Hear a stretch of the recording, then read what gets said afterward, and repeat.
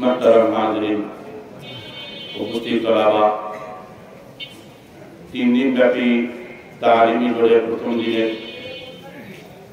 আজকে বিষয়ভিত্তিক আলোচনা আমার বিষয় বড়দের থেকে নির্ধারণ করে দেওয়া হয়েছে মুআমালাত এবং মুআশারাত।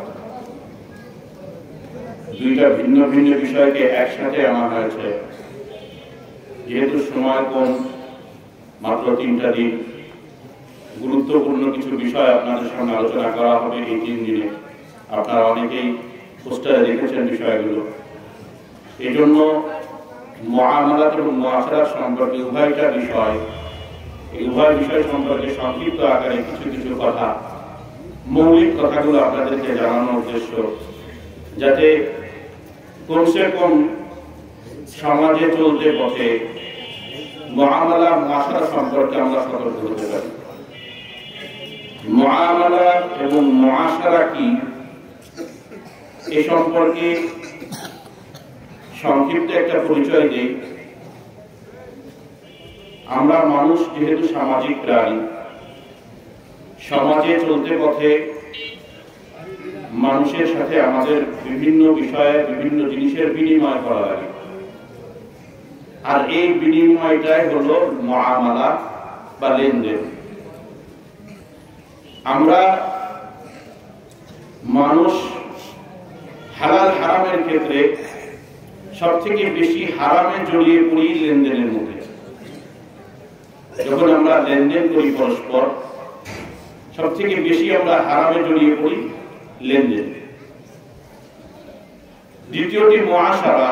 যেহেতু আমরা সামাজিক প্রাণী, সমাজে চলতে পথে আত্মীয় স্বজন, ভাই ব্রাদার, মা বাপ, সন্তান আদি, পাড়া প্রতিবেশী সহ আল্লাহর বান্দার সাথে, বান্দীদের সাথে কিরূপ আচরণ হবে, আমাদের চলাফেরা অবস্থানটা কেমন হবে, সহ অবস্থানটা কেমন হবে, এটাকে মুআশারা বলে। বিষয় দুইটা পরিষ্কার হয়েছে আপনাদের সামনে, আলহামদুলিল্লাহ। মুআমালা বা লেনদেন, এটা শরীয়তের ইবাদত, আল্লাহর কাছে কবুল হওয়ার মূল ভিত বা মাধ্যম। আল্লাহ তাআলা আমাদেরকে তার গোলামি করার জন্য সৃষ্টি করেছেন। নামাজ, রোজা, হজ, যাকাত যে ইবাদতগুলো আমরা আদায় করি, এই ইবাদতগুলো আল্লাহ তাআলার কাছে কবুল হয় যখন বান্দা হালাল পথে চলে, হালাল খায়। আর দুআ মুখুল ইবাদা, দুআ ইবাদতের মগজ বা মূল। সমস্ত ইবাদতের মূল দুআ। যখন বান্দার ভিতরে হারাম ঢুকে যায়, তখন এই দোয়া আর কবুল হয় না। যে ইবাদতের মূল দোয়া, আর এই দোয়া কবুল হওয়া না হওয়া নির্ভর করে হালাল হারামের উপরে।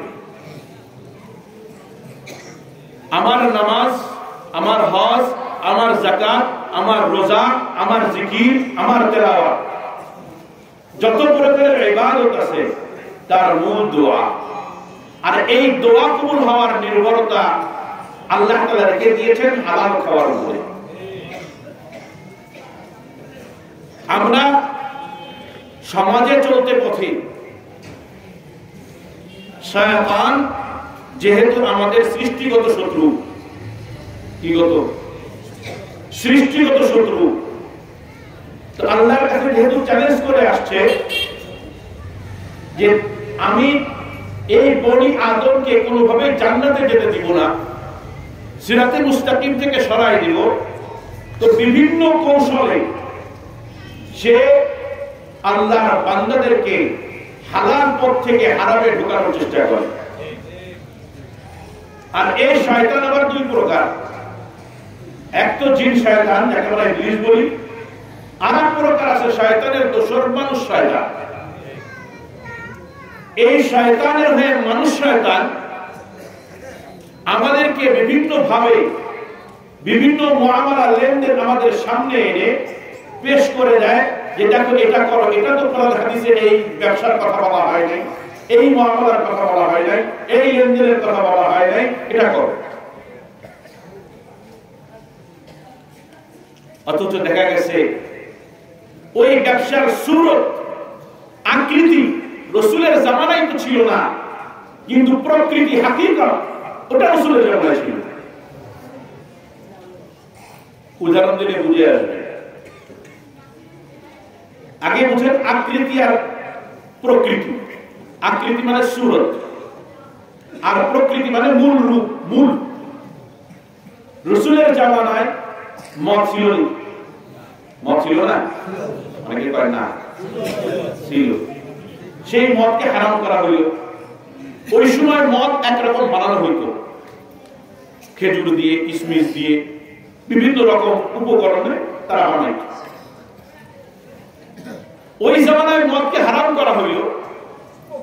বর্তমান আধুনিক জামানায় এসে বিভিন্ন রকম জিনিস দিয়ে, বিভিন্ন রকম সুরতে মদ তৈরি করা হইতেছে।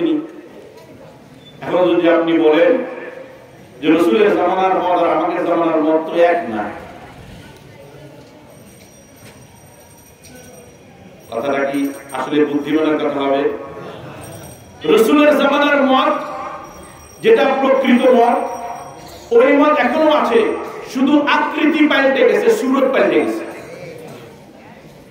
এখন আপনার সামনে একটা লেনদেন আনা হইল, মুআমালা রাখা হইল, যে দেখো একটা মাল্টি লেভেল মার্কেটিং আসছে, এমএলএম কোম্পানি, আধুনিক কত রকম সিস্টেম, এই সমস্ত আসছে, তো তুমি এই ব্যবসাটা করো। এই ব্যবসা করলে কি হবে, এটা হারাম না হারাম? কারণ এই সমস্ত মার্কেটিং রাসূলের জামানায় ছিল না। কথা বুঝতেছেন আপনারা? এই সমস্ত মার্কেটিং রাসূলের জামানায় কি ছিল না? কারণ এটা তো রাসূলের জামানায় ছিল না। তো রাসূলের জামানায় যখন ছিল না, তখন হারাম হারাম আমার জিজ্ঞাসা যাও কেন? আমার এক মুসল্লি একদিন আমার জানাইল উপজেলায় যে হুজুর একটা সমিতি হয়েছে, তা আমরা এটা ধরনের ব্যবসা করতেছি, তা আপনাকে শুনবো তো শোনা হয় না। তারপর লেনদেনে ঢুকে গেছেন, শোনা হয় না মানে কি? ঢুকে গেছেন, কারবার শুরু করে দিয়েছেন। এখন এতদিন পরে এসে জিজ্ঞাসা করতেছেন। তো জিজ্ঞাসা করবো তো কার কথা যেন বললো, চিনি না আমি। বললো হুজুরদের কাছে যায়, ওনা গিয়ে তো হারাম করে দিল। জানো না দরকার কি? জানো না দরকার কি? তো যে জিনিসটা জানো না, ওই জিনিসটা না চাইলে করলাম, তাহলে আল্লাহর কাছে তো বলতে পারবো আমি জানতাম না।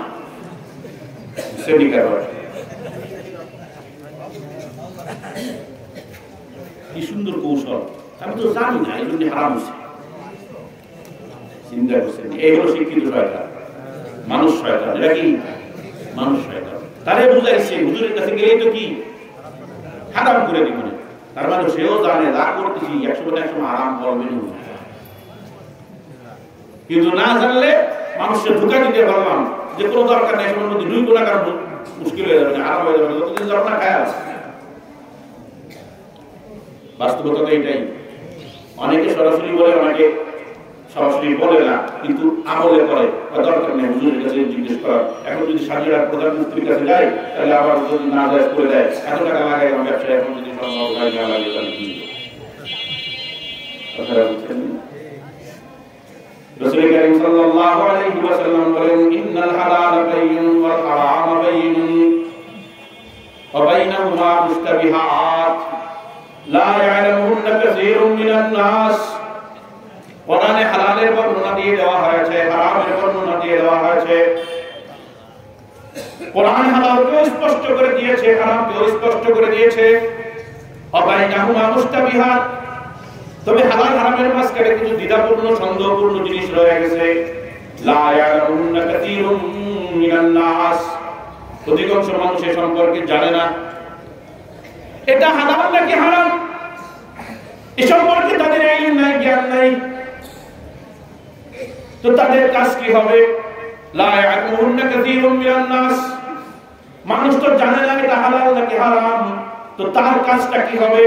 রাসূল কারীম সাল্লাল্লাহু আলাইহি ওয়াসাল্লাম আমাদেরকে দিক নির্দেশনা দিয়ে দিলেন, ফামান ইত্তাকা শুবহাতি ফাকাদ ইস্তাবরা লিদীনিহি ওয়া ইরদিহি।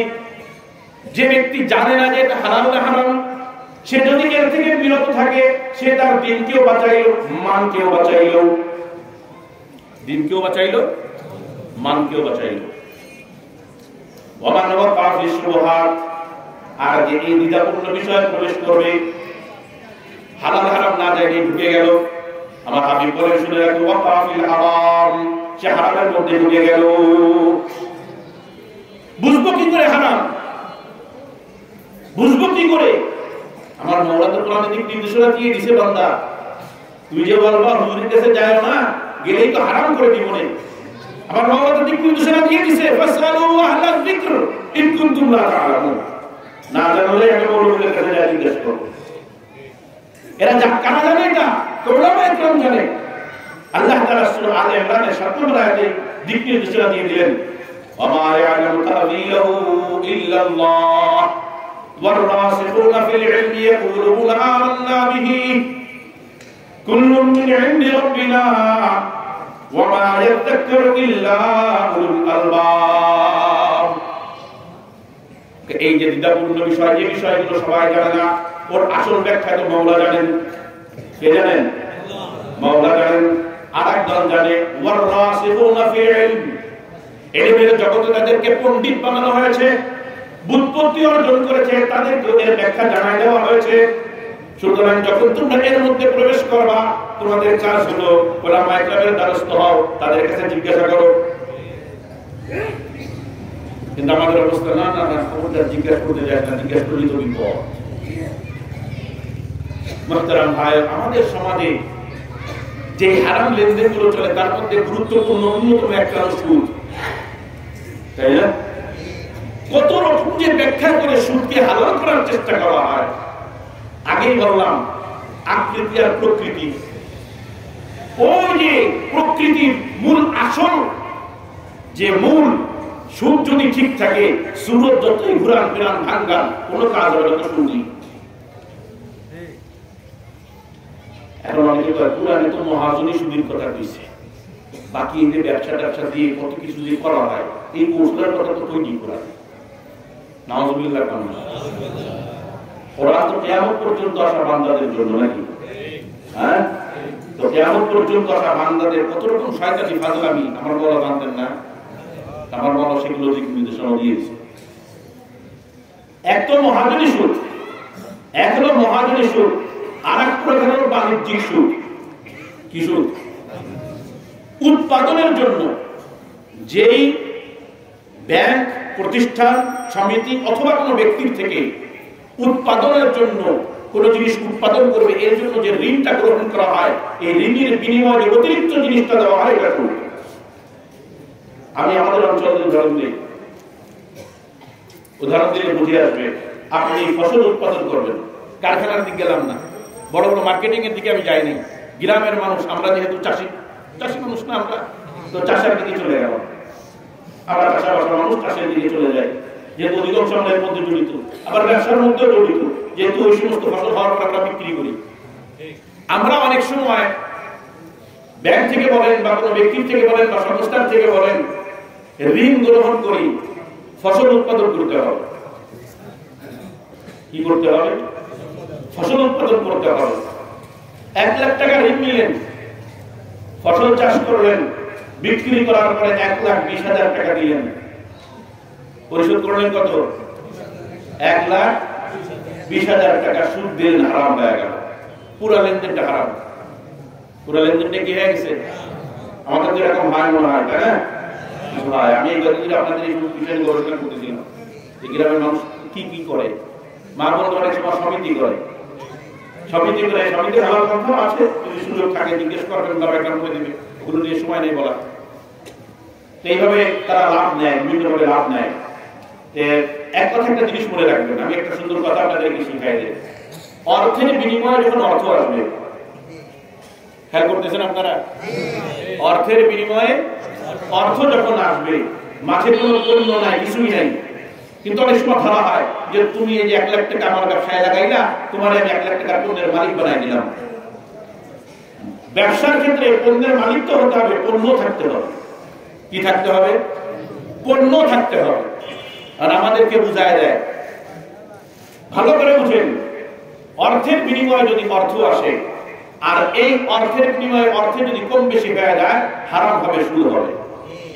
যে কোনো সুরতেই সামনে আসুক না কেন, যখনই দেখবেন আমি শুধু অর্থ দিচ্ছি, আমার অর্থ আসতেছে, মাঝখানে আমার কোনো কাজ নেই, সতর্ক হয়ে যান, ওলামায়ে কেরামের দ্বারস্থ হন। বুঝছেন এই কথাটা? অর্থের বিনিময়ে অর্থ আসতেছে, কম বেশি হয়েছে, সতর্ক হয়ে যান, খবরদার। ঋণ দিলাম, আমি ঋণ দিলাম একজনকে 1 লাখ, ফিরতেছে কত? 1,20,000, সতর্ক হয়ে যান, হারাম। কথা বুঝছেন নি? আরেকটা দেখায়, যেটা আপনাদের এলাকায় আছে প্রচলিত, কোন এলাকায় আমি শুনছি, জানি না কারা কারা এমন করেন। ধান বিক্রি করার নিয়ত করে, কি করে? আমার কাছ থেকে 1 লাখ টাকা নিছে, ভালো করে বুঝবেন, কয় লাখ? 1 লাখ টাকা নিছে, 1,000 টাকা মন ধরছে যে আপনাকে আমি 100 মন ধান দিব। কয়শো মন?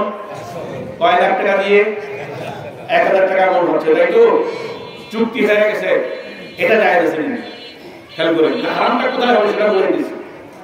আমার সাথে চুক্তি হয়ে গেল, আপনি চাষি মানুষ, আপনাকে আমি 1 লাখ টাকা দিলাম, আপনি আমার কাছ থেকে নিলেন, যে যখন আমার ধানের ফসলটা উঠে যাবে তখন আমি আপনাকে 1,000 টাকা দরে মন দিব, 100 মন। অথচ বাজার দর 1200। বাজার দর কত? খেয়াল করবেন কথা, বাজার দর কত? 1200। আপনার এই চুক্তিটা বৈধ, এই ব্যবসাটাও কি বৈধ? যদি ধান উঠানোর পরে ওই চাষি মানুষ আমাকে 100 মন ধান দিয়ে দেয়, চুক্তি সম্পাদন হয়ে গেছে, হালাল ব্যবসা।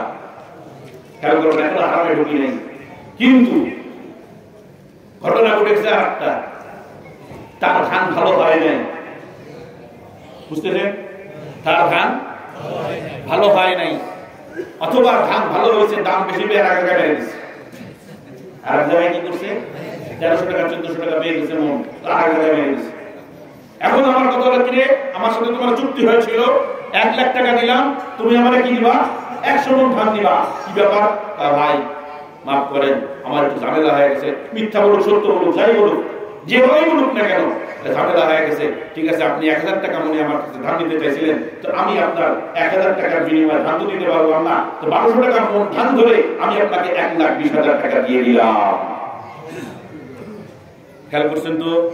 মাঝখানে প্রথম চুক্তি বৈধ ছিল, পরবর্তীতে চুক্তি যখন ভেঙে টাকা দিয়েছিলাম, সেই টাকার বিনিময়ে আমার কাছে কত আসতেছে? 1,20,000 আসতেছে, 1200 টাকা মন ধরে, তখন এই 20,000 টাকা আবার শুরু হয়ে যাবে।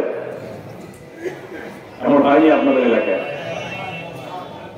খবর দিয়েছি, এই জন্য এই সুরতগুলো বললাম। আসেন আর একটা বলি, জমি বন্ধক রাখে, রাখেনি? জমি বন্ধক রাখে, আমাকে 1 লাখ টাকা দেবেন, আমার জমি আমি আপনাকে দিয়ে দিলাম। জমি বন্ধক রাখলেন, আমি রাখলাম আপনার কাছে, আপনার কাছে কত নিলাম? 1 লাখ নিলাম। এই যে ঋণ গ্রহণ করলাম, বন্ধক সাধারণত ঋণের বিনিময়ে আসে।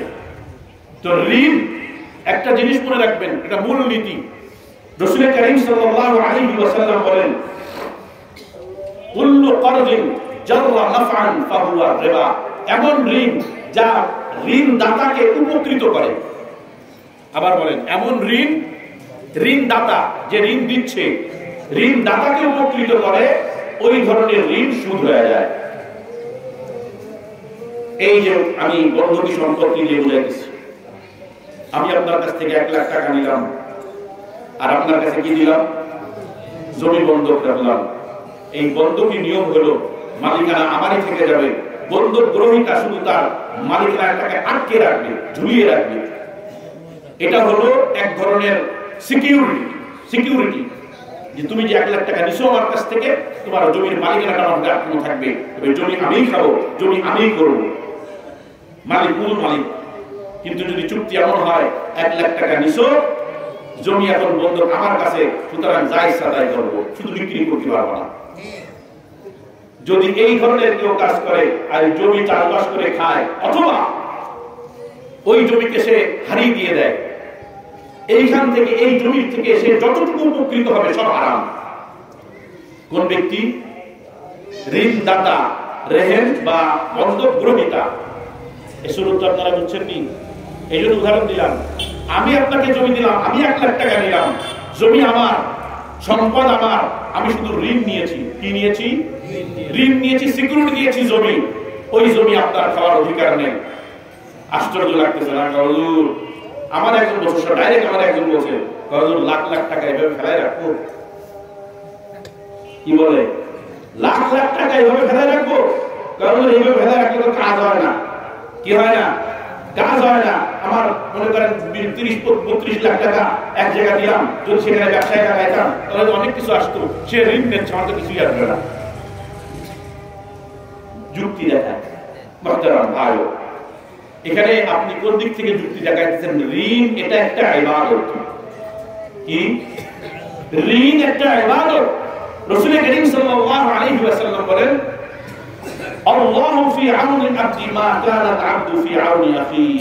যতক্ষণ পর্যন্ত কোন বান্দা তার ভাইয়ের উপকার করে, ভাইয়ের সহযোগিতা করে, আল্লাহ ওই বান্দার সহযোগিতায় লিপ্ত থাকে। ঋণ দিয়ে কি করতেছেন? ব্যবসা। ঋণকে ব্যবসা বানাইলে কোনো সুযোগ নেই, হারাম হয়ে যাবে।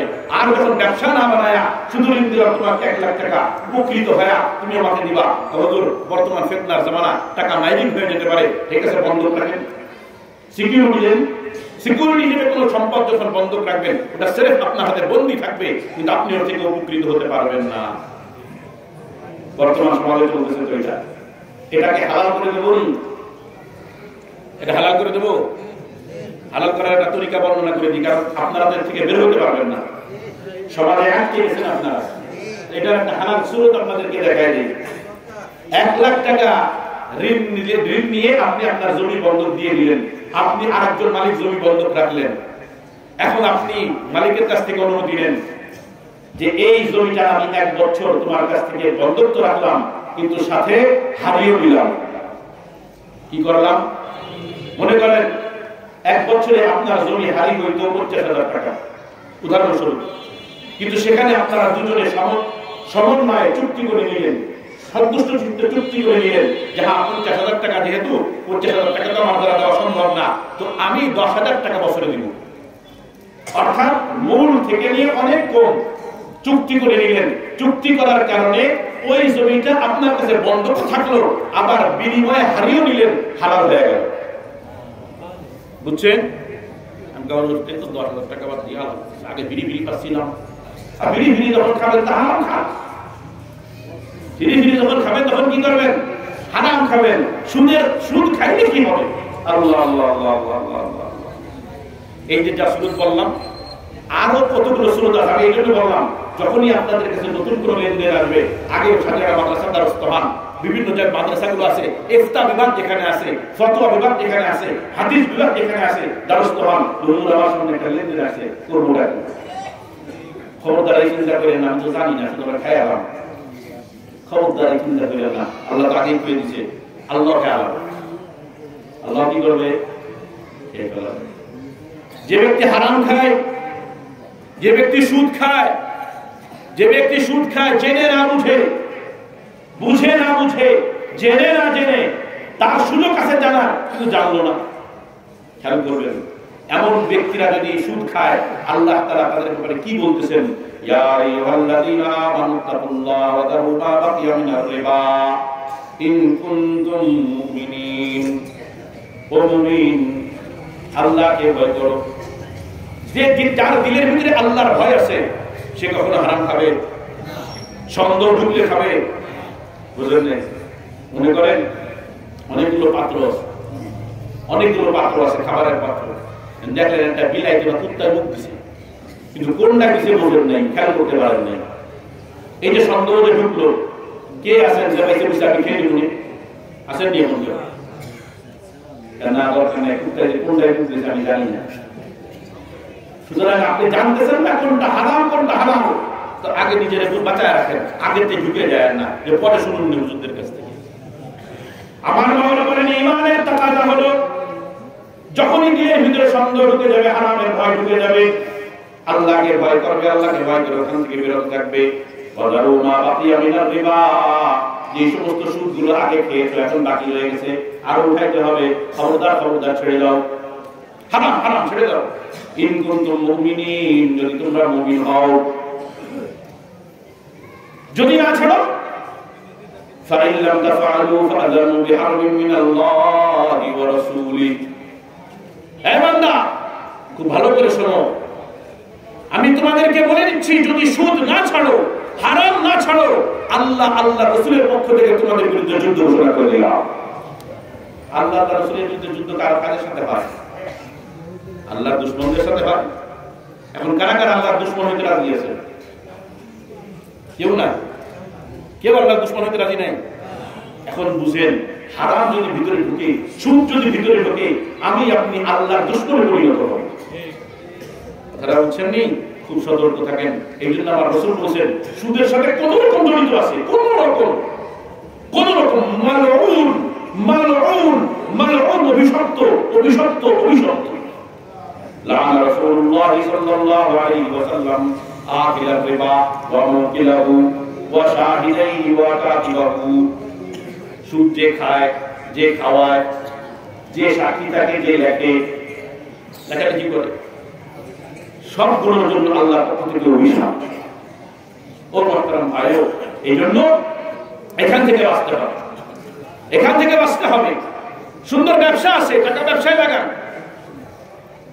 একদিন অফিসের মধ্যে ছিলেন এক মুরব্বী আসছেন জানেন এখানে আসছেন বিরা আসলে ওটা আপনার কথা আমি বলতেছি বাকি আপনি হয়তো জানেন না আমিও তাকে চিনি না আসলে আমি পেনশনের টাকা পাইছি কারণ টাকা যদি ব্যাংকে না রাখি তো আমার তো টাকা থাকে না কথা বুঝছেন না জাকাত দিতে গেলে শুধু আমার টাকা চাই যদি রেখে দিই ব্যাংকে না রাখি আর লাভ না আসে তো প্রত্যেক বছর জাকাত তো আমার টাকা খেয়ে দিব কথা বুঝেন নাই তাই আমি বললাম তো আপনি জাকাত দেবেন টাকা যখন আসে টাকা তো দেওয়াই লাগবে আমরা টাকাকে ব্যবসায় লাগান যাতে টাকা আসে তো আমি এখন বুড়ো বয়সে পেনশন পেয়েছি এখন আমার দ্বারা শক্তি নেই আমি বললাম তাহলে আরো কৌশল আছে আপনি জমি কিনে ফেলান জমির উপর তো জাকাত আসে না বিল্ডিং বাড়ি বানায় ফেলান ভাড়া দিয়ে দেন ওখানে টাকা আসলো ওর উপর তো জাকাত আসে না কত কৌশল শিখায় ঘুরে ঘুরে শুধু ঘুরে কখন আমার দ্বারা হবে না সেই হবে না ওই হবে না সেই হবে না আসল কথা আমি সুখ খাবো আপনি হালাল করে দেবেন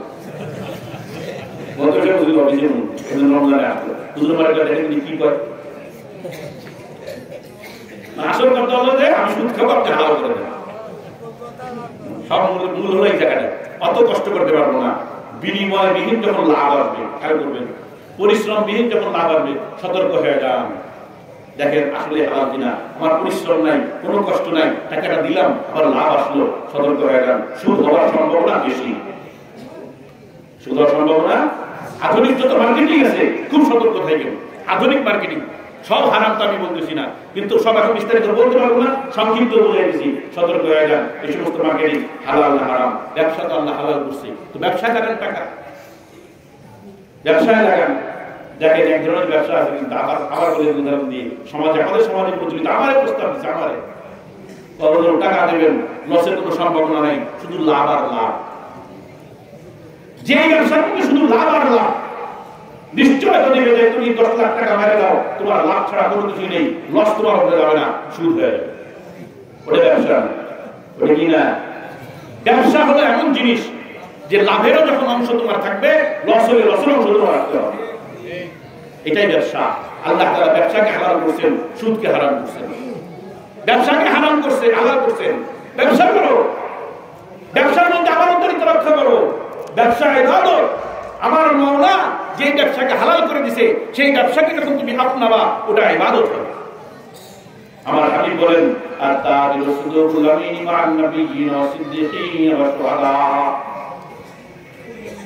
আমানতদার সত্যবাদী ব্যবসায়ী আমানতদার সত্যবাদী ব্যবসায়ী গুণ কয়টা বলছে দুইটা গুণ বলছে একটা হলো আমানতদার ব্যবসায়ী মাপে কম বেশি করে না মানুষকে ঠকায় না আজকে আসেনি ডিজিটাল পাল্লা আরে মানুষ ডিজিটাল পাল্লা এখন কি দেওয়ার সুযোগ নেই সুবহানাল্লাহ ওগুলো আরো বেশি পারবে আমরা এক মুসলিম ব্যবসায়ী বুঝাইলাম আমাদের তোর দ্রুত কত প্রকারের বাকি আছে আর এখন সত্যবাদী ব্যবসায়ী পণ্যের মধ্যে দোষ আছে কখন আসলে এই জিনিসটা তো আপনার কাছে দেবো কিন্তু এর মধ্যে দোষ আছে এটা নিয়ে দিন আলহামদুলিল্লাহ সত্য কথা হয়ে গেছে হ্যাঁ এটা দোষ আছে দোষ বলে দাও আমার হাবিব বলেন এমন ব্যবসায়ী ফজিলত কি কামান নাবিয়্যিন ওয়া সিদ্দিকিন ওয়া শুহাদা আখিরাতে তারা নবীদের সাথে থাকবে সুবহানাল্লাহ জোরে বলুন না যারা আমানতদার সত্যবাদী ব্যবসায়ী তারা কিয়ামতের ময়দানে আমার হাবিবের সাথে থাকবে আবু বকর সিদ্দিকের সাথে থাকবে, ওমর ওসমান আলীর সাথে থাকবে। আরে হায় হায় হায়, আমার কথা বুঝেননি? সামান্য অর্থ, অল্প কিছু অর্থ কামানোর জন্য আপনি 10 গ্রাম 20 গ্রাম কুয়াই দিতেছেন, দেখা যাচ্ছে পুরো 1 কেজি দিচ্ছেন। বাড়িতে মেহমান আসছে, আমার বাড়িতে আমার দরকার কিছু না, আমি এই করতে পারি না, বাজার ঘাট করতে পারি না, এখন আমার আপার কাছে আমি তারা খাই, কি খেলো কি গুলো 2 কেজি 700 গ্রাম ওজনের একবার একটা রুই কিনলাম, 2 কেজি 700 গ্রাম রুই যশোরে আমার বাড়ি মেহমান আসছে, খুব খুশি লাগলো, বড় একটা রুই পেয়েছি। এমনি তো বড় বাজার করা হয় না, মেহমান আসছে দামাই আসছে, খুব খুশি আমি। যাই হোক, পরবর্তীতে ওজন করছি, ওজন করে দেখি 2 কেজি 300 গ্রাম। ব্যবসা বলছেন কিভাবে হারাম খায় মানুষ, ভেজাল কিভাবে দেয়, কিভাবে মানুষকে ঠকায়, সামান্য একটু কম বেশি করার কারণে পুরো ব্যবসাটা হারাম হয়ে গেছে। চাউলের মধ্যে পাথর দেওয়ার কারণে ব্যবসা হারাম হয়ে গেছে, হলুদের মধ্যে ইটের গুঁড়ো দেওয়ার কারণে ব্যবসা হারাম হয়ে গেছে, দুধের মধ্যে পানি দেওয়ার কারণে ব্যবসা হারাম হয়ে গেছে। কেন করে? আমার মাওলা বলে কারণ হলো এরা আসলে আমার সামনে যে দাঁড়াইতে হবে, কিয়ামতের ময়দানে আমার সামনে দাঁড়ানো লাগবে, আখিরাতে উঠবে, এই ভয় তাদের মধ্যে নাই। আখিরাতের বিশ্বাস যদি তাদের মধ্যে থাকতো, তারা এইভাবে মানুষকে ধোঁকা দিয়ে বান্দার হক নষ্ট করতে পারতো না। ওয়াইলুল মুতাফফিফিন আল্লাযীনা ইযা তালু আলান নাসি ইস্তাওফুন ওয়া ইযা কালুহুম ওয়া ওয়াজানুহুম ইখসিরুন। যারা মাপে কম বেশি করে, আল্লাহ তাআলা তাদের জন্য বদদুয়া নিজে করতেছেন, তারা ধ্বংস হোক। তাদের চরিত্রটা কেমন? কয় যখন তারা মূল মহাজন থেকে বুঝে নেয়, তো ভালো করে বাইবে পরিপূর্ণ বুঝে নেয়। পাইকারি দোকানে যখন যায় ভালো করে বুঝে, প্রথম ঠিক থাকে 100 নম্বর ভালো করে দেখ। এরপরে যখন নিজের ব্যবসা প্রতিষ্ঠানে আসে তখন আবার কি, যখন নিজের ব্যবসা প্রতিষ্ঠানে ঢোকে তখন পরিমাপ করার সময়, ওজন করার সময় পার্থক্য হয়ে যায়। 1 কেজিতে 20 গ্রাম করে কম, 1 মনে কত হয়, 100 মনে কত কম হয়, সব হারাম, সব হারাম। আমার মাওলা বলেন কেন এই হারামের মধ্যে কেন ঢুকে গেলে? দুনিয়ার সামান্য সম্পদ পাওয়ার জন্য এই হারামটা খাইলা, কারণ তোমার মধ্যে বিশ্বাস নাই যে তুমি আমার সামনে দাঁড়াবা। আলা ইয়াযুন্নু উলাইকা আন্নাহুম মাবউতুন, সে যে ধারণা করে না একবার আমার সামনে এসে দাঁড়াতে হবে, পুনরুত্থান ঘটবে তার। লিয়াউমিন আযীম, মহান একদিনে, ইয়াউমা ইয়াকুমুন নাসু লিরাব্বিল আলামিন, যেই দিন মাওলা পাকের সামনে, রব্বে আলমের সামনে সমস্ত মাখলুক, সমস্ত মানব জাতি মাথা নিচু করে দাঁড়ায় থাকবে। কেন হারাম খাইতেছো? সন্তানকে ভবিষ্যৎ দিয়ে যেতে চাও, কেন হারাম খাইতেছো? স্ত্রীকে সুখে রাখতে চাও, কেন হারাম খাইতেছো? বাপ মাকে দেখাইতে যাও সন্তান প্রতিষ্ঠিত হয়ে গেছে, কেন হারাম খাইতে চাও? দুনিয়ায় দেখাইতে চাও আমি বড় সম্পদশালী। হাল আলহাকুমুত তাকাসুর হাত্তা যুরতুমুল মাকাবির, সম্পদের প্রাচুর্যদানী অহংকার করতে থাকে, একসময় কবরে যায় পৌঁছায় যায়। যে সন্তানের জন্য হারাম খাইতেছো, যে স্ত্রীর জন্য হারাম ইনকাম করতেছো, যে সমাজের জন্য নিজেকে বড় দেখানোর জন্য হারাম খাইতেছো, ওই সন্তান কিয়ামতের ময়দানে আপন থাকবে না, ওই মা বাপ আপন থাকবে না, ওই স্ত্রী আপন থাকবে না, ভাই বোন আপন থাকবে না। আমার মাওলা এই কথাই বললেন, ইয়াউমা ইয়াফিরুল মারউ মিন আখিহি ওয়া উম্মিহি ওয়া আবিহি ওয়া সাহিবাতিহি ওয়া বানিহি লিকুল্লি ইমরিইন মিনহুম ইয়াউমাইযিন শাআনুন ইউগনিহি। সেই দিন সন্তান পালাবে তোমার থেকে, স্ত্রী তোমার থেকে পালাবে। যে স্ত্রীকে খুশি করার জন্য দামি দামি পোশাক কিনে দিয়েছিলা, ঘুষ খেয়েছিলা, সুদ খেয়েছিলা, হারাম ব্যবসায় জড়ায় পড়েছিলা, স্ত্রীকে সুখে রাখবা, সেই স্ত্রী তোমার থেকে পালাবে। যে সন্তানকে ভবিষ্যৎ দেওয়ার জন্য ভবিষ্যতে বিশাল বিশাল অট্টালিকা বানায় দিবা, বিশাল বিশাল সম্পদের মালিক বানাবা, ওই সম্পদের মালিক বানায় তুমি যখন কবরে চলে যাবা, কবরে যাওয়ার পরে মনে করবে হায় হায় কি করলাম, কোটি কোটি টাকার হারাম সম্পদ সন্তানের জন্য রেখে আসলাম, কবরে তো আমি একা। तू तवंगा दस्ती आजमालमा इजमा काफिर शुदी अजहालमा। কবরে শুয়ে বাপ মা এখন আফসোস করে, হায় হায় সন্তান কত কোটি কোটি টাকার মালিক তোকে বানায় আসলাম, কোটি কোটি টাকার সম্পদ তোর কাছে দিয়ে আসলাম, আসলাম, এ করে খেয়ে তোকে দিয়ে আসলাম, জমি দিয়ে আসলাম, বিশাল বিশাল অট্টালিকার মালিক তোকে বানাই আসলাম, আমি কবর এসে ফকির হয়ে গেছি, এখন তো দরকার ছিল তুই আমার দিকে তাকাবি, তুই আমার রেখে আসা সম্পদ নিয়ে দুনিয়ায় এমন ফুর্তিতে লেগে আছিস। আমার বাবা বলে হারাম কেন খাও, কারণ তোমার তো বিশ্বাস নাই ইয়াউমা ইয়াকুমুন নাসু লিরাব্বিল আলামিন, রব্বে আলামিনের সামনে দাঁড়াইতে হবে।